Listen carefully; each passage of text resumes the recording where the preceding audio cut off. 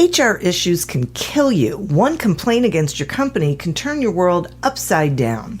And you spend way too much time dealing with HR when you should be spending your time on making a profit. You should talk to Bambi. With Bambi, get access to your own dedicated US-based HR manager starting at just $99 per month. They get to know you and your business while providing HR expertise and the personal touch you need and want. They're available by phone, email, and real-time chat, so onboarding and terminations run smoothly. Team members reach peak performance, and your business stays compliant with changing HR regulations. And with Bambi's HR Autopilot, you'll automate important HR practices like setting policies, training, and feedback. HR managers can easily cost $80,000 a year, but Bambi starts at $99 per month. Schedule your free conversation today to see how much Bambi can take off your plate. Go to Bambi.com right now and type in Accelerate under podcast when you sign up. It'll really help the show. Spelled BAM, BEE.com. Bambi.com. Type in Accelerate. Me, but also you. The Pharaoh fast forwards his favorite foreign film, Powder Donut. Okay, what's my line? The only line I see here on the script is get options based on your budget with the Name Your Price tool from Progressive.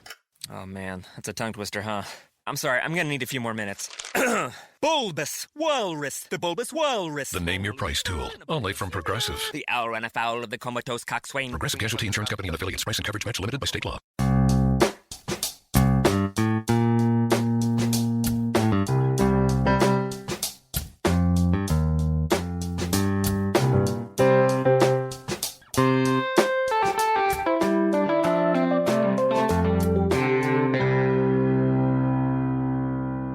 Welcome to Accelerate Your Business Growth with your host, Diane Helbig.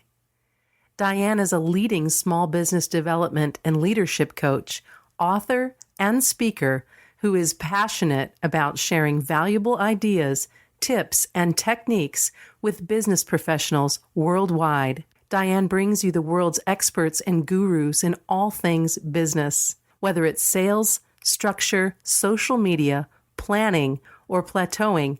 Guests bring their expertise and energy to each episode.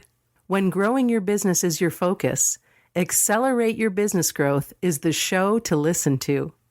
Got a topic or guest suggestion? Let Diane know. The goal is to make sure you have the information you need to move your business forward. Thanks for joining us. Settle in and enjoy. Hi, everybody. Thank you so much for joining me. Today's podcast is sponsored by Audible.com. Audible.com is a leading provider of spoken audio entertainment and information. While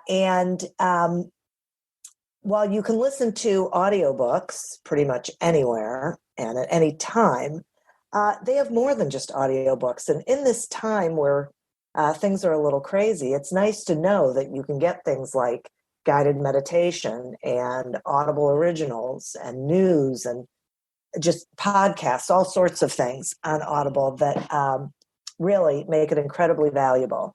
So feel free, you can get a free trial by going to audibletrial.com/businessgrowth and check it out for yourself. See what it does for you. Accelerate Your Business Growth podcast is continuing to gain recognition as a great resource for business and entrepreneurs, everything from salespeople to leaders to small business owners. If it's a business topic, we're addressing it here. And that is so that all of you can get the information you need that you're looking for to do better things in your business. There are some wonderful people with incredible expertise who join me to have a conversation where they share that expertise with all of you. And today, we are fortunate to have Micah Rowland. Micah isn't your everyday builder, maybe because he doesn't build homes, cabinets, or even the software that he built during the earliest stages of his career. As Chief Operating Officer of Fountain, Micah builds people, teams, and processes that have taken multiple companies from 50 to 300 people and beyond and $5 million to $35 million in revenue. Thanks so much for joining me today, Micah. Thanks for having me. I am thrilled to have you here. Now, I understand, if I am correct, that you've developed some unconventional, we will say, ways for a business to turn like common problems into opportunities for growth. And I'm wondering if you could tell me a bit about what those problems are and really why so many businesses experience them. I'll try. I wouldn't say that I have necessarily developed my own ways, but I've learned from great managers and leaders that I've worked for in the past. And I think that a lot of what I try to focus on in organizations that I'm part of or that I'm advising or working with is really about how to take the resources that are at the organization's disposal and get the most out of them. And so the first among these is usually the employee base or the team members. And I think it's a very common thing for managers, CEOs, leaders who are in tough situations to feel like they have to take the entire burden on themselves and to feel like they maybe are the only people capable of solving the problem.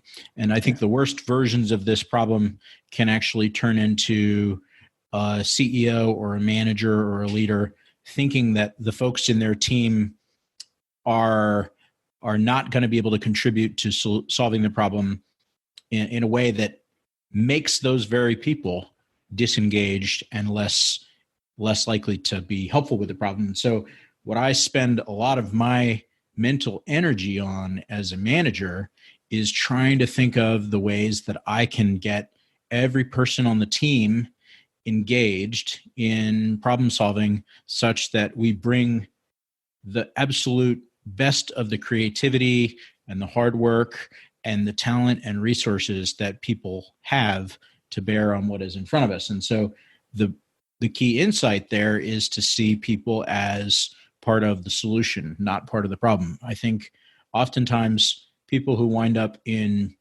managerial and leadership roles are those who have been able in the past in their careers to see challenges, to see problems, and to understand them and dive into them and work towards a solution. And if you have somebody who is good at that as an individual contributor, then they're good at seeing things that other people miss that are contributing to the problem. So if you put that person in a leadership position, it's very easy for them to see the mistakes that those in their team make or things that they think are mistakes. And it's even easier for them to, whether willfully or not, to communicate to the team members in ways that make those team members think, oh gosh, this manager thinks I'm screwing something up, or thinks that I made a mistake, or thinks that this thing has happened that is negative for our organization was caused by me or was enabled by me. And so I think managers have to take great care in the way that they communicate with people. I can recall jokingly having told people in my teams in the past, if you're meeting with somebody who reports into you and you're talking about a problem that exists in their domain, you have to imagine any possible reason that might have caused that problem that isn't about a screw up from this person. Yeah. And the reason is, if you as the boss come into a conversation and you say or do things that tip off this team member to a predisposition that you may have to believe that they are the source of the problem, then you have started the conversation in a place that is adversarial. They're going to be on the defensive. They're going to be insecure, and you're not going to get the best out of them because they're only going to be looking to restore their sense of security. So I try really hard to help folks who work around me to find a feeling of security in the work that they do and in the relationship that they have with the organization and with me as their manager, or in some cases as somebody who reports to someone who's a peer, something like this. And the core reason for that is in progressively larger and more complex organizations, it's absolutely impossible for one person or even for a small subset of people to solve problems on their own. You've got to get the other team members involved in this process. And so if you, in all of the meetings and conversations and relationships that you have with your subordinates, subtly make them think that you think they are the problem or contributing to the problem, then you put them on their heels, and they're not going to be digging in with you and giving the best that they have to offer. So I think nothing in organizational leadership really matters in terms of the day-to-day more than helping folks in your organization understand that they're in a place of security where you trust them and where you're not going to think the worst of them, but you're going to think the best of them. Oftentimes, I think managers who, especially newer managers, again, who are used to getting things done through dint of their own personal strengths, have a really hard time with this because they think, oh man, this task that needs to be done, I'm watching this person do it, and I know that I could do it so much better than they could. And I know that I could do it so much better than they are doing it. And that's probably true for somebody who is a strong individual contributor in this area.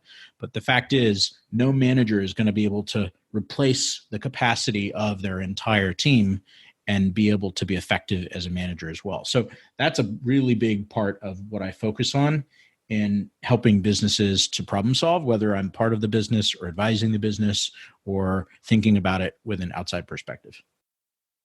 Great. Thank you for that. And I totally agree with you. When I do leadership training, one of the things that I say is that it's not the leader's job to have all of the answers. It's the leader's job to convene the resources to find the answers. So it is that pulling your people together and realizing they are going to have ideas that you don't. And as you said, that they need to be attached to the outcome. And if they feel like you don't trust them to be able to help with that, or that you have a preconceived notion about their contribution to the cause, they detach. And then you don't get as much out of them as you sort of create your own problem. Yep. Yeah. It's interesting. Okay. And I think even more than that, you don't bring into the equation all of the things that those individuals bring to the table, right? So there's kind of there's a neutral position. There's a negative position. The negative position is if your team is afraid of you, or they're afraid for their jobs, or they think that you don't believe in them, that puts them in a negative position. But the positive position is significantly better than the neutral position. And I don't think in most cases it happens by default. I think you have to work towards that as a leader. The positive position is this person is actually taking whatever it is about their personality and their past experience and their talents and strengths and actively working to put it to good use on your behalf for the problems that you care about. That is something that is extremely valuable. And a lot of companies and managers take it for granted without realizing it. But I think it takes a lot of work to generate and sustain that engagement. Yeah, I agree with you. I want to shift a little to customer service problems. And a lot of times businesses mistake the customer service problem for a pricing problem. So can you share some like key indicators that business owners can use to actually understand which problem they have and how to address it? Right. I tend to think about pricing and service within a broader framework or a broader set of interrelated issues that broadly I think of as value for money. And every business, every organization that is selling something, whether it's a good or a service, has this value for money equation. This is especially challenging in subscription businesses because in a business where money changes hands one time and then the customer has the product or service that they paid for and the business has the cash that paid for it, people may wind up unhappy with the interchange, but fundamentally the business has gotten their return already. In a subscription business, you need to get the customers to continue paying you every month, quarter, year, and so on. And in that equation, the value for money balance has to be continually checked and rechecked. And when I think about it, there are four components to that. One is the price. I think of that as one side of a balance beam, so to speak. It's the money that they're paying. It's probably a regularly occurring charge. It may be different over time, it may vary a little bit, but that price is one side of the equation. And what needs to balance it on the other side of the equation are the product that they're paying for, what they're actually paying to get. Secondly, the service component. And almost all products come with some service component. Certainly in the industry where I've spent most of my past decade, the software as a service business, the service component is really substantial. And then the third thing that they're paying for, if you operate in a competitive environment, is something that's more intangible around your brand. And so because of your question, we'll hone in on service, because I think a lot of businesses think, okay, if people are not happy, they're leaving the service, they're stopping their service, it's because the price is wrong or the product is wrong. And I actually think that service is a really important component in a few ways. First of all, if the customer cannot extract from your product or service all of the value that you think that they should be getting, then it's usually going to be something that needs to be solved either with education or with some type of service component that in the SaaS world is called customer success. In many other businesses, it'll be labeled something else. But the core idea is, especially if you have a product that you've sold them and it's complex and it's something that may be new because that's what enabled your company to grow as innovation, was launching new capabilities and features. Not everybody that is using your product is going to know how to do that intuitively. And if you have a really well-developed learning management system or other set of tools that allow customers to access that knowledge and to make their way through an education process, that can be fine. But in many cases, customers are not going to get through all elements of that educational journey on their own, or they're not going to get through, or not every person in the organization is going to get through all elements. And in those cases, it's up to the company to figure out how to supplement that with some type of customer support or customer service that's going to help every person in the company to get the most value out of the product that they can. So that's one way that services are really important. It can actually change the value that the company that you're selling to or the person that you're selling to is getting from what you've sold to them.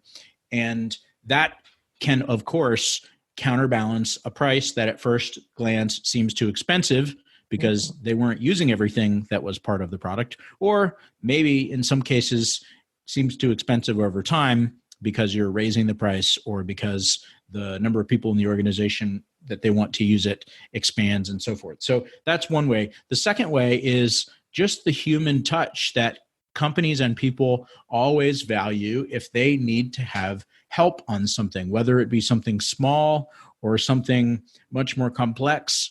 I think to a large degree, it is increasingly true that consumers and business users of products and services as well, if they can solve a problem without talking to a person quickly and easily, they're going to try and take that route. But in many cases, there are problems that are too complex or they require some type of approval or some type of investigation on the side of the service provider in order to actually solve it. And in those interactions, the difference between a great service interaction that quickly and easily solves your problem and one that drags on, or where you have to get transferred all around, or it doesn't actually solve the problem, is an enormous one for the consumer or for a business user. And I think that for businesses that actually invest in training, that actually invest in systems that help their staff understand quickly and easily what things can be done to support customers in various problematic situations in which they find themselves, those businesses are certainly going to benefit over the long haul. And investing in support and services in that way is something that is really valuable, again, because it creates this source of value in the value for money equation that balances against the money that they're paying. The value in this case is more intangible, but it matters to people. And I think companies have to deliver on that in order to be successful long term. At this time, I'd like to take a quick sponsor break. Accelerate Your Business Growth podcast is happy to be sponsored by Audible.com. Audible.com is a leading provider of spoken digital audio entertainment and information. If you didn't already know, they have thousands of titles to choose from. But not only that, they have podcasts, Audible originals, guided meditations, news, and they just have all sorts of things, man. If you can listen to it, pretty sure they've got it. I will share with you that one of my favorite audiobooks is Gleb Sapersky's book, Never Go With Your Gut. It's a great title. It's a great book. It's a great audiobook. I personally, one of my favorite things is that I can listen to it anywhere and across devices. So I can listen to it in my car, and then when I go back into my house or office, I can pick up right where I left off, which I just think is totally cool. And I think you're going to as well. So get a free trial to check it out for yourself by going to audibletrial.com/businessgrowth. Today we are speaking with Micah Rowland about common problems and opportunities businesses have. Okay, now I have a rather direct question, and it is, why do you think it is that so many founders and executives think they're better leaders than they really are? It's a big question. There are lots of answers to that question. And I think a lot of them point to cognitive biases that are getting increasing study in the world of social sciences and management science and so forth. But I'll pick out a couple that I think are really important. The one that is often very pernicious and is difficult to solve is people who have been put in positions of authority because the teams who are charged with delivering on that person's vision or that person's instructions also are in a situation where their livelihoods and their prosperity depend on this person in authority. It's very hard for the subordinate team to be truly honest with the person who is at the top of the heap. And to the degree that that leader's personality feeds this problem, it makes it more difficult, right? So if that leader has a horrible temper, if that leader is known for making erratic decisions or decisions that to some other people in the team seem irrational, or can't be well explained or aren't well communicated or aren't well executed, then people working for that leader are going to be shy about honesty with respect to their leadership strengths and what makes them effective and things they could do to be better. So it is very difficult. I think one of the most difficult things in any organizational context is to give honest, straightforward feedback to your boss, because your boss is the person who can fire you and who is going to have a lot of influence on your career progression within that company. Oftentimes, your boss can even have influence on the career progression in the next company that you go to, because people are going to want to talk to them as a reference. And if your boss is somebody who thinks that they're good at something in particular, and you as the subordinate don't think they're so good at that, then it really comes down to whether or not they can hear the feedback that you've got to give without making it cost you in terms of their future relationship with you and the way that they perceive your performance and the way that they perceive your value within the organization. So that's a big one. It's hard for people to be honest with their bosses because, to be candid, a lot of bosses don't feel so safe to subordinates. Yeah. Even if they are safe, they may not feel safe. And I think it is also true that some of them are not safe. The second big area is biases that relate to fundamental attribution bias is what it's typically called, if I'm remembering the term correctly. We think about the histories that we have, and we tend, in the case of positive developments, of successful outcomes, we tend to attribute the successes to our own skill and talent and hard work more than we attribute failures and shortcomings to our own failures and problems.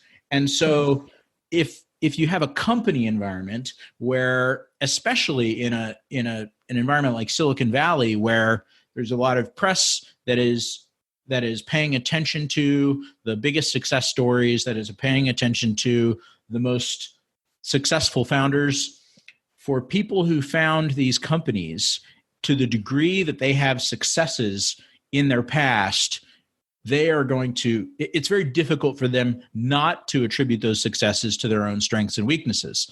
And that doesn't mean that they're not a key part of the success path. In, I think, all successful cases, entrepreneurs are a key part of the equation, if not the key part of the equation.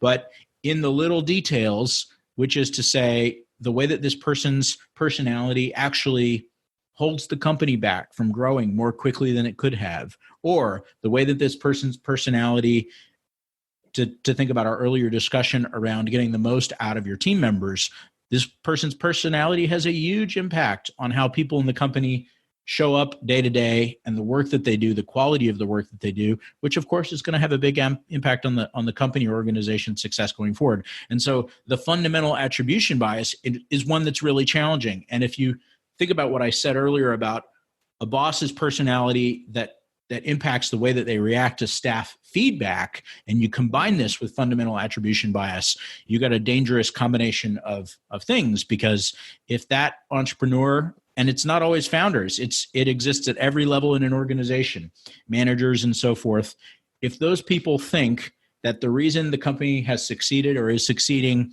to the degree that it has succeeded is because they're good at X or Y or Z, then it's going to be much more difficult for somebody lower down the corporate ladder, so to speak, to contrast that narrative with something that comes out of their own experience.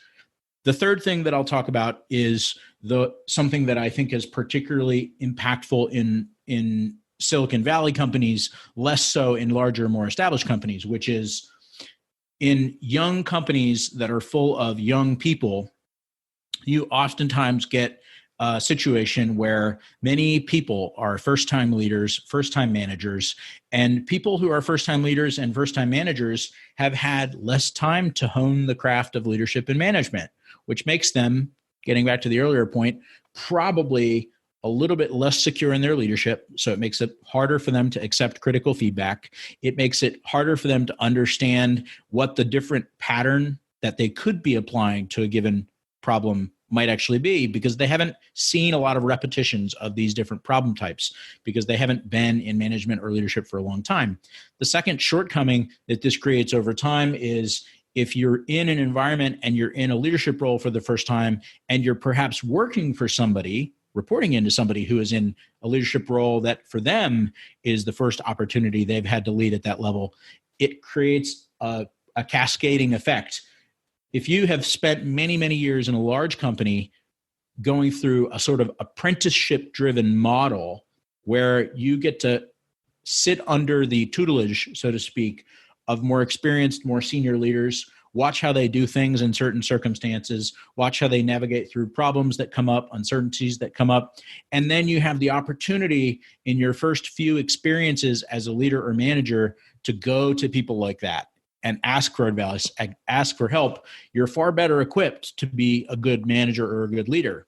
And if that apprenticeship model, which is whether or not it's actually intentionally developed at large companies or not, it is what happens, because you have more senior, more experienced, older people in leadership roles in those larger companies. And as the people who are moving into leadership roles from more junior roles do that, they are assessed on a basis of what that additional experience brings to the table. So if you're in a small company and you don't have the luxury to hire those experienced people, you don't have the luxury to hire people who have been managing an organization of at least this size for many years and have been through tough times and good times, then you as a leader have not had the opportunity to apprentice in that space. And I think that's one thing that people who go into smaller companies need to be thoughtful about. In some sense, it's a question that I've asked of my own career. There have been times in the past where I've worked and reported into people who are much more experienced than me, decades older than me, and those have generally been very rich times of learning.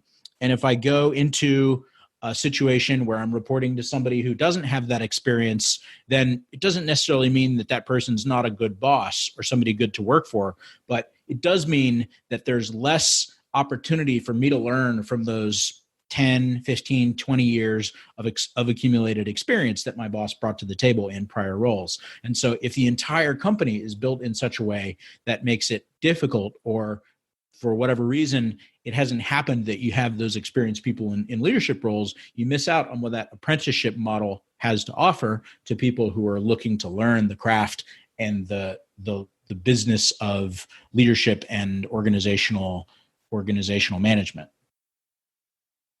Okay.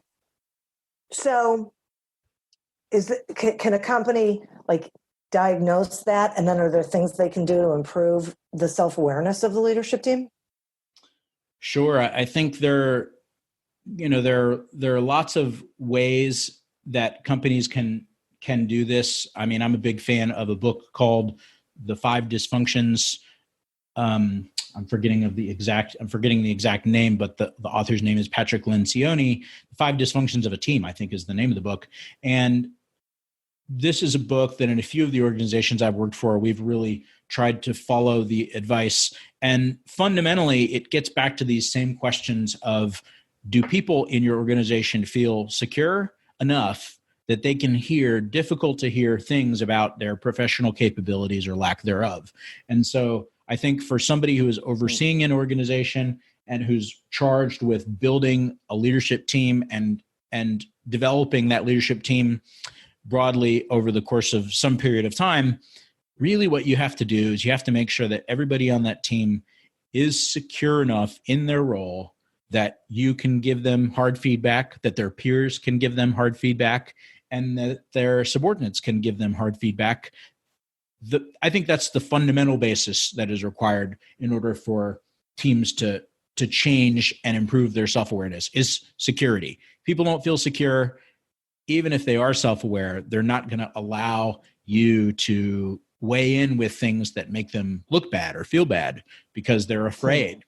And if you have that security, then it's about finding people who can look at others around them, whether it be their boss, their peers, their subordinates, and who can thoughtfully diagnose things that are not playing out the way that you'd hoped they would play out. So I think the only thing worse than no diagnosis is the wrong diagnosis. If you think that this business unit or this business team or this company or this section of a team's work is not reaching the desired objectives because of a particular thing that is happening, and it turns out that the root cause is something else, then you might try to enact a solution that is actually going to damage things and to make the situation worse rather than fix it.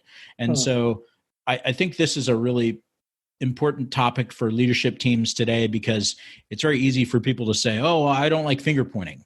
I don't like finger pointing either, but I do want to understand what the root causes of problems that occur are. And sometimes, not always, but sometimes root causes of business problems and organizational problems that crop up are going to be related to shortcomings in the team, whether it's a personality foible or flaw, or it's something that is related to somebody's work ethic, or it's something that's related to somebody's skill that could be fixed with training or cultivation over time, or even it's something that's related to somebody's engagement that is linked to their personal life. We're all people. We all have personal lives that are going outside of work.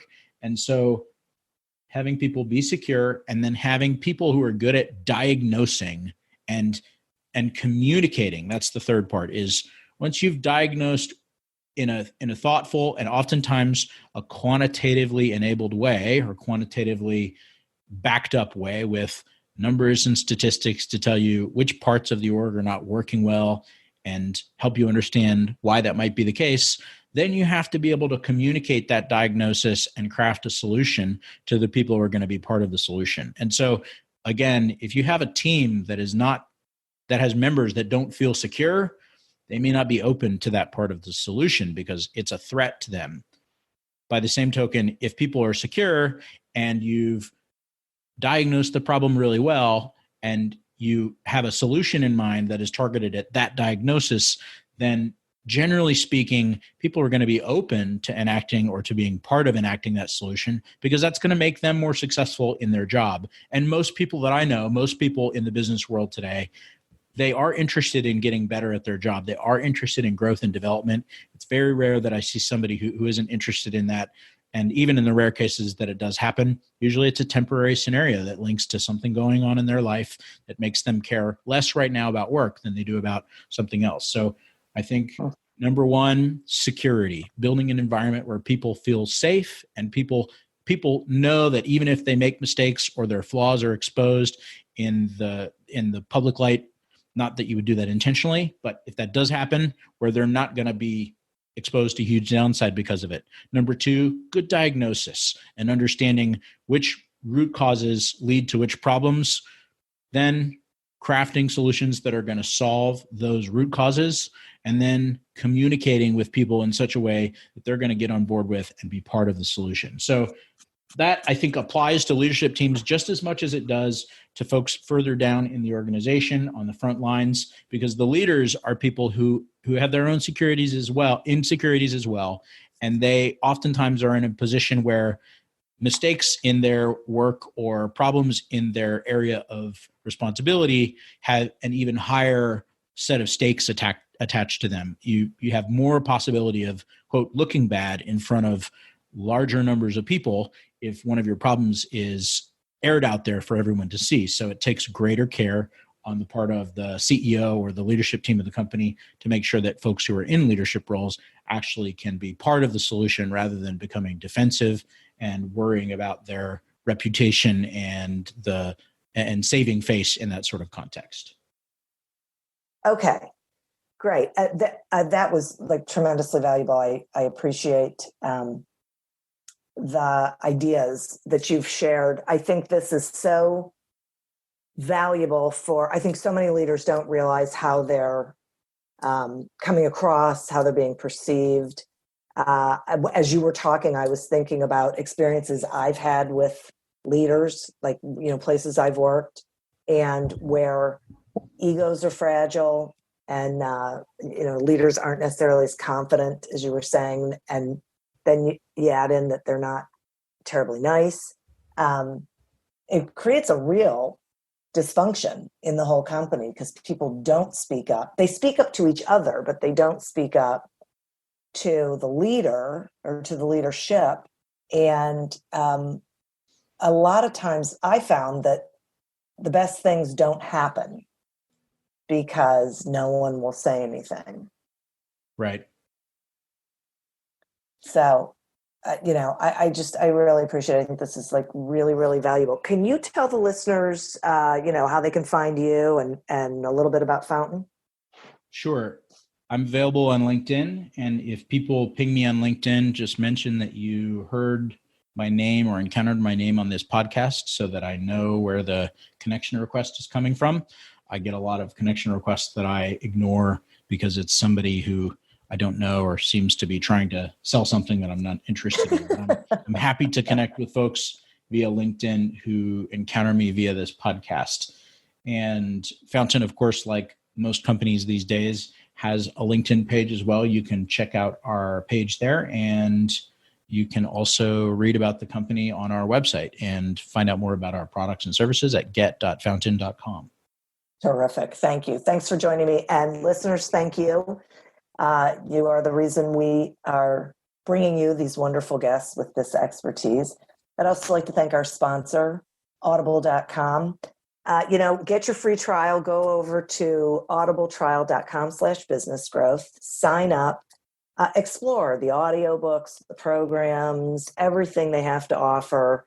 I think you're going to find that there's an awful lot there that you can take advantage of. As always, continue to prosper and be curious. And until we meet again on another episode of Accelerate Your Business Growth, goodbye and good day.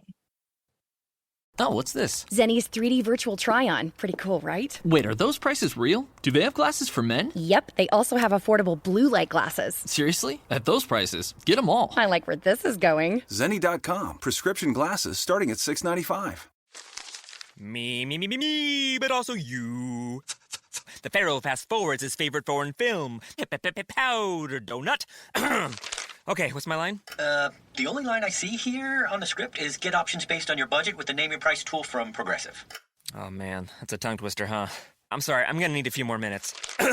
Bulbous Walrus, the Bulbous Walrus. The Name Your Price tool, only from Progressive. The owl ran afoul of the comatose coxswain. Progressive Casualty Insurance Company and affiliates. Price and coverage match limited by state law.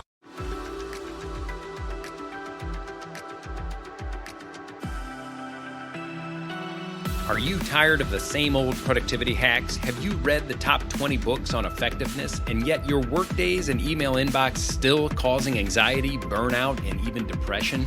Ready to learn the latest in brain-based modalities, techniques, and technologies to optimize your success and well-being?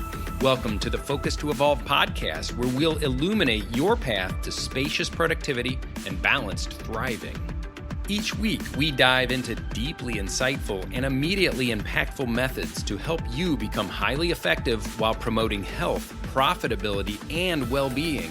Say goodbye to the trance of busyness and hello to your highest potential. It's time to discover a new way of accelerating your mission, growth, and purpose. Join us on the Focus to Evolve podcast and get ready to live your most joyful, productive, and fulfilling life.